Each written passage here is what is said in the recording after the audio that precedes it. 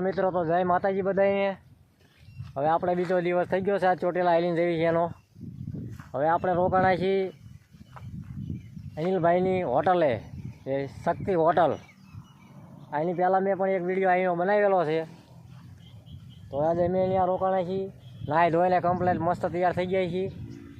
હવે પછી આપણે આગળ નીકળવાનું છે અને આપણે વાડીમાં આંટો મારવા આવી ગયા છીએ. તમે જોઈ શકો છો આ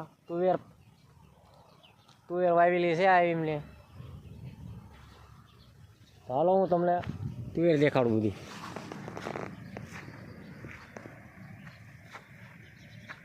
જોઈ લો મિત્રો, વાડીનો નજારો જોવો તમે. અમારા રાકેશભાઈ જો પીસી કરે છે.